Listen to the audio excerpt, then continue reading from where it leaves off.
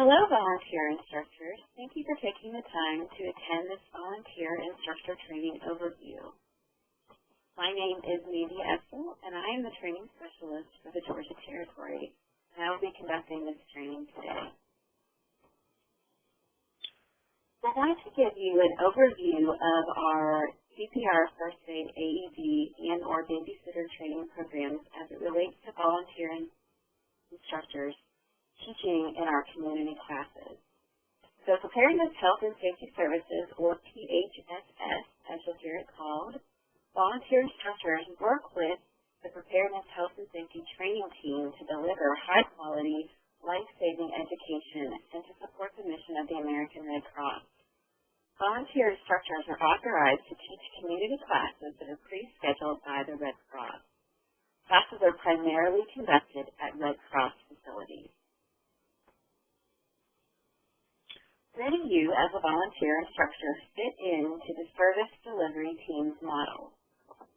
You can see here the volunteer instructors, along with paid instructors, and the volunteer instructor coordinator all work together and report to the training specialist.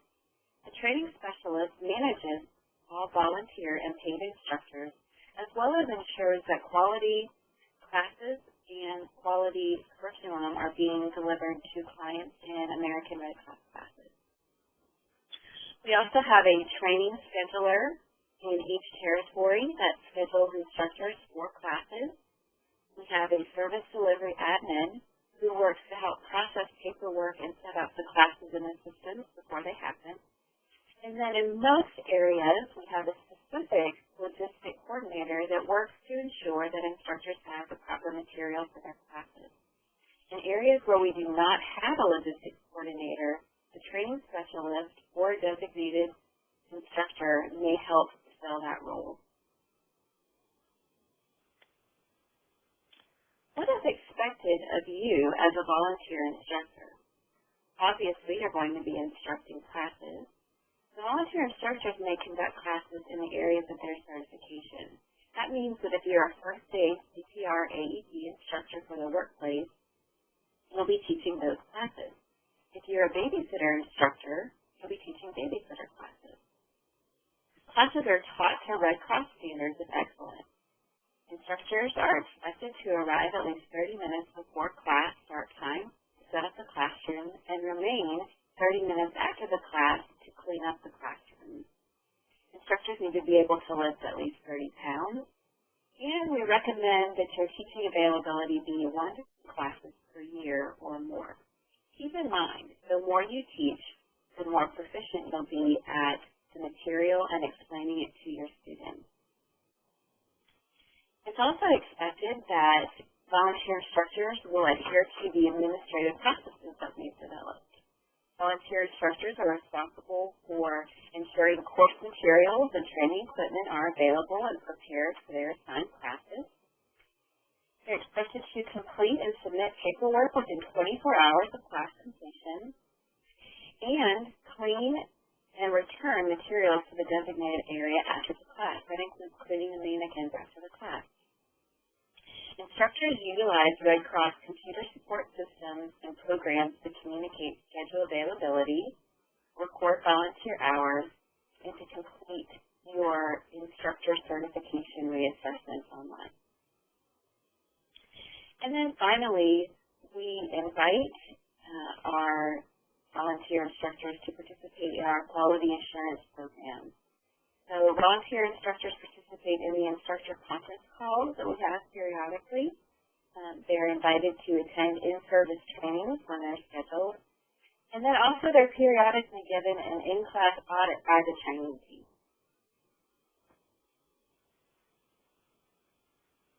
I've listed here some websites that volunteer instructors can use to help them when they're teaching classes or before or after the classes.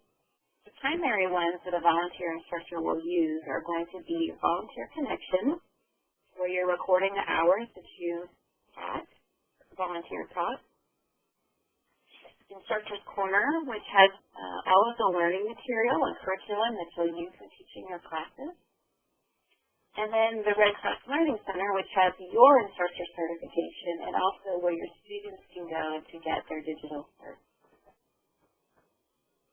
There's some other websites that are listed here, the Exchange, the SharePoint Neighborhoods, and also the Red Cross Mail.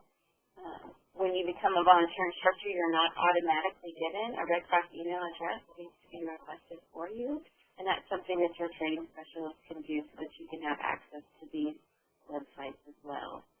More detailed training on using Red Cross websites and other technology is covered in a different training session. Before you teach, there is some prep work that needs to be done. We suggest that volunteer instructors list their availability and when to work, which is a scheduling software that our schedulers use to assign instructors to classes. Listing your availability in there can help the scheduler know if there's a time that you would be available to teach a class. So it's suggested that if you're going to be volunteering regularly, that you go in and do that. Each month, the scheduler will send out a list of classes, and you can indicate which classes that you are interested in teaching. If that class is still open and available, then you'll be scheduled for it. The paperwork will be mailed or emailed or provided to you before the class starts so that you know how many students you expect. If it's a blended learning class, which is going to be discussed on another training, you'll have that information beforehand which students have completed their online work.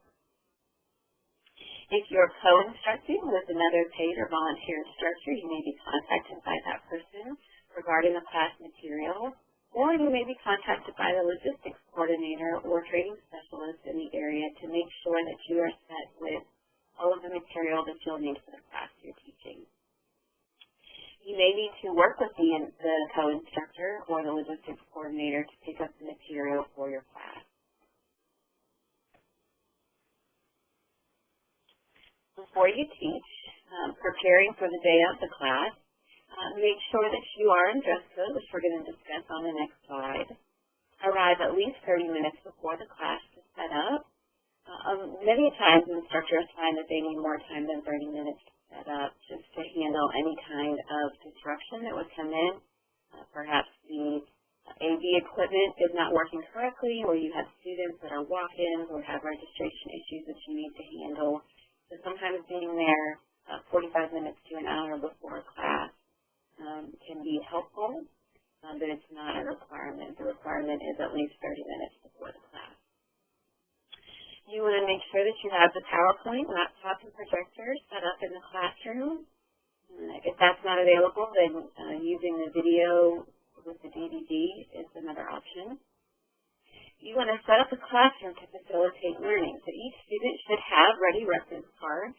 If you are teaching pediatric CPR and first aid with the adult CPR and first aid, you want to make sure that you have the ready reference cards for the adult and pediatric.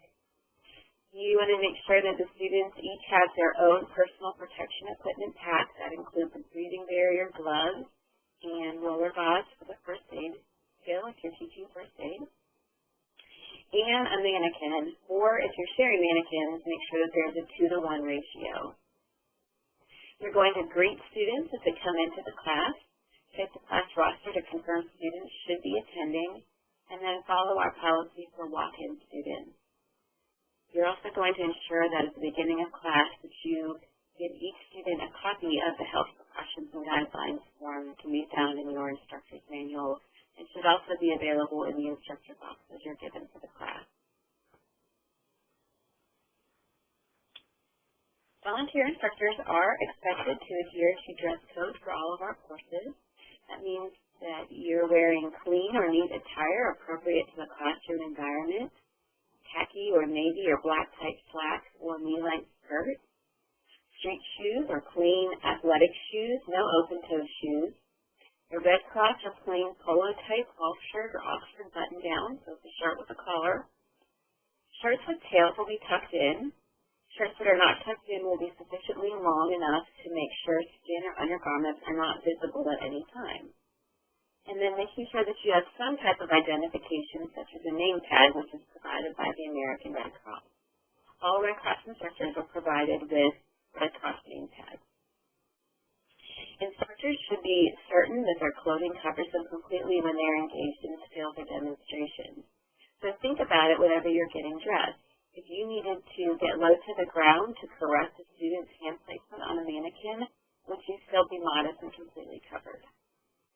Some examples of inappropriate attire include jeans or sweatpants, scoop necks, halter tops, tank tops, or spaghetti strap tops, clothing with writing or labels other than the American Red Cross, and sandals or flip-flops. If you look at this picture of this gentleman who's the instructor in this picture, you can see that he has on a polo. It looks like he has a name tag on. And then he also has on khaki pants. That's a great example of appropriate dress code attire for our class. During the class, we want to make sure that instructors are teaching to the Red Cross standard, that they're using the participant progress log to track the students' progress as they move through the different skills. Make sure that the student material ratios are correct. That means each student must have their own personal protective equipment packs, and mannequin ratios are either 1:1 or 2:1 in your classes. You're going to issue the CAP surveys, which are our customer satisfaction surveys, at the end of the class. We're going to discuss that in a little bit more detail later on in this training. And then also issuing digital certification information to the students. The information is basically going to be a flyer or a link that you can give the students so that they can go home. If they're not emailed their digital certification, they can go onto that link and access it online.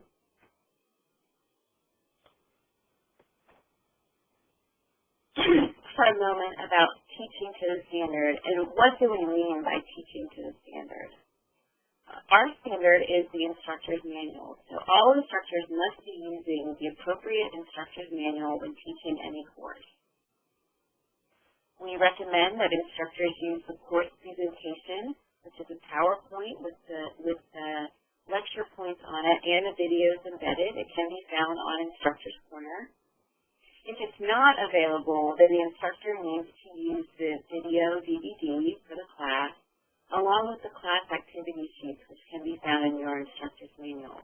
Each student needs to have the class activity sheet if you're not using the course presentation. We expect that instructors will evaluate students based on the proficiency of skills. Each skill has an assessment tool for instructors to use to evaluate if students meet the objective of the skill. And the end-of-course scenarios are student-led for lay responder and instructor-led for CPRO. All students must either be a prompter or a responder for each required scenario.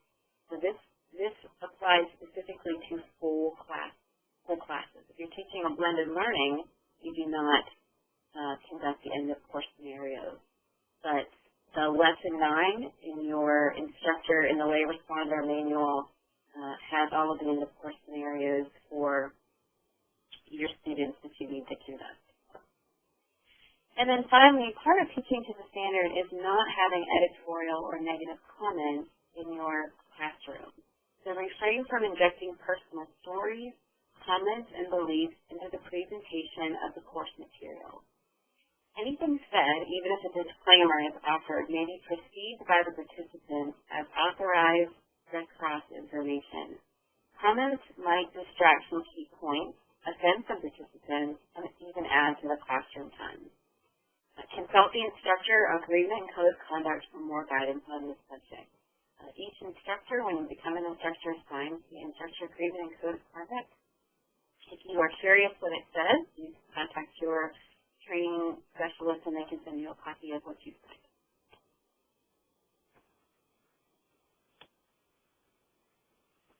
After your class, you're going to take the course roster. You're going to complete the information on your course roster, following the guidelines to call in the information to the Training Support Center after the class. We do have a call script that you can use to call in that information and record what's needed. You're going to fill out an after-action report and submit it with the paperwork.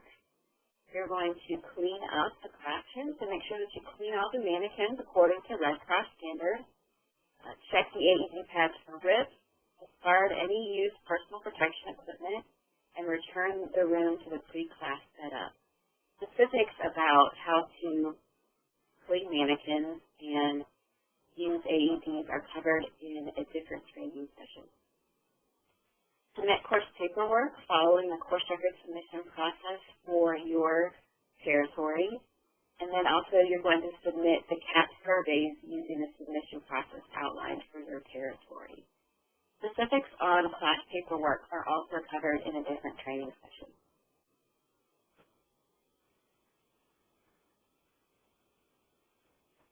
As I mentioned earlier in this call, we do have a quality assurance program, and we do conduct in-class audits periodically on all of our instructors. So during the course of a year, the training specialist or designated instructor trainer may come in and watch you teach and audit your class. We do this to make sure that all of our instructors are teaching and conveying the same material to our classes so that we have a uniform product that we're delivering to our clients. We also have WebEx training that basically is, you can log into the training online and then you call into the number, and we have information that we give our instructors, or we may be training on a particular topic or updating some kind of change that's recently been released from the Red Cross. We also do a pre-recorded training session similar to this one that you're on now, and we post it to our private YouTube station. And then yearly we have a face-to-face meeting for all of our instructors, and our volunteer instructors are encouraged and invited to attend that face-to-face meeting.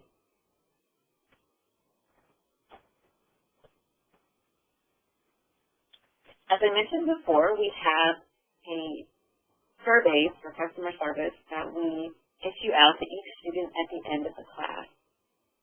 Surveys are sent back to the service delivery admin for processing in most territories, but if you need some clarification, you can check with the training specialist or volunteer instructor coordinator about where you should send your course surveys after the class.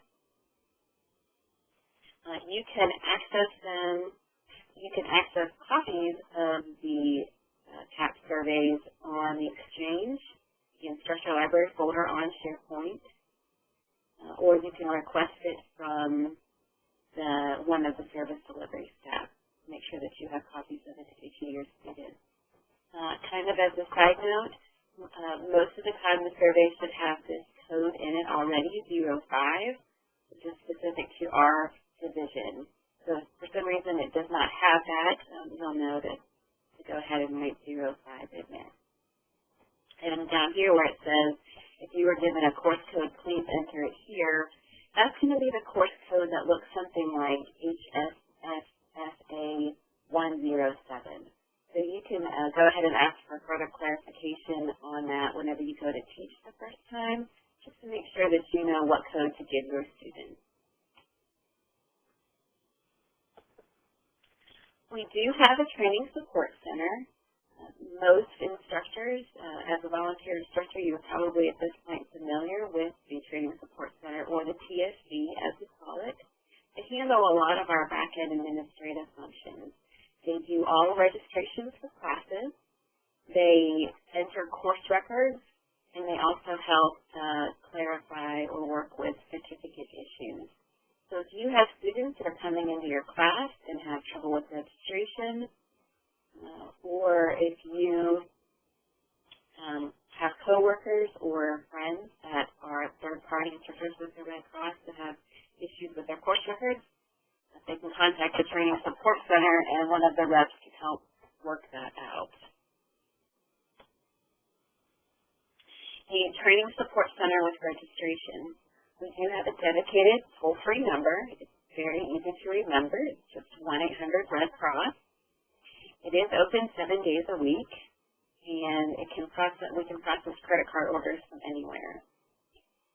The TSC can also provide instructions to customers for alternative forms of payment. As an instructor, it's important that you do not accept any form of payment in a class. If a student approaches you attempting to provide you with payment, kindly apologize and ask them to contact the TSC for processing.